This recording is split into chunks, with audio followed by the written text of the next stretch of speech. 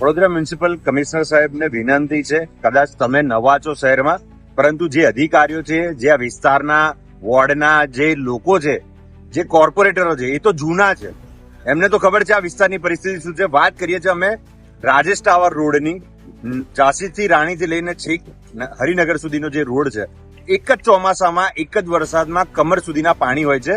4-5 દિવસ સુધી આખો વિસ્તાર પાણીની અંદર ગરકાવ થઈ જાય છે. આજુબાજુની 5000 ઘરોની અંદર આની સીધી ઇફેક્ટ પડે છે. અને આ એક વર્ષે નથી, છેલ્લા 30-35 વર્ષથી આ વિસ્તારના રહીશોને આ એક ગિફ્ટ કોર્પોરેશન દ્વારા જ આપવામાં આવી છે, કારણ કે એમના પાપને કારણે કંઈક ને કંઈક આ પરિસ્થિતિમાં રહેતા જીવતા આ જ કોર્પોરેશનને લીધે નાગરિકો મજબૂર થયા છે. ત્યારે આજની પરિસ્થિતિ એ છે કે આખો રોડ ખોદી નાખ્યો છે. ચારે બાજુ ખોદકામ. ચોમાસું આવી ગયું છે, એક વરસાદ પણ પડી ગયો છે. હજુ સુધી એ ખોદેલી જગ્યા ઢાંકવામાં નથી આવી, સેફટી રાખવામાં નથી આવી, અને આને કારણે ભવિષ્યમાં 5 થી વધુ લોકોના મૃત્યુ થશે. એની જવાબદાર પણ આ જ તંત્ર રહેશે. ત્યારે અમે આ જ કમિશનરને પકડીશું, આ જ નેતાઓને પકડીશું, આ જ અધિકારીઓને પકડીશું, જે આ વિસ્તારના છે, જેમના વિસ્તારની તમામ ભૌગોલિક પણ પરિસ્થિતિ જેને ખબર છે.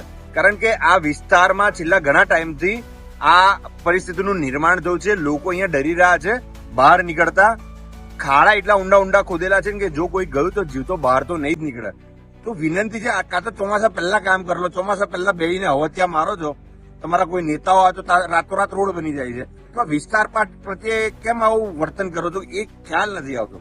જેથી આ વિડીયોના માધ્યમથી અમે અગાઉ કોર્પોરેશનને અને સ્થાનિક નેતાઓને અને તદુપરાંત અહીંના જે વોર્ડ ને અધિકારીઓ છે એમને અમે ટકોર કરીએ છીએ.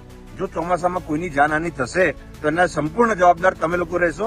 કારણ કે હાલની પરિસ્થિતિ અમે જયારે જોઈ રહ્યા છીએ, કોઈ જાતની સેફટી નથી, કોઈ જાતનું એ નથી, તમારા પાસે કોઈ એવી વ્યવસ્થા પણ નથી કે તમે કોઈના મોતના કૂવામાં પડતા બચાવી શકશો.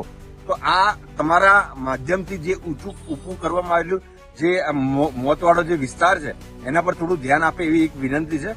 જો કોકને પણ નુકસાન થશે, કોઈના પણ જીવનને જોખમ થશે તો એના સંપૂર્ણ જવાબદાર કમિશનર સાહેબ રહેશે.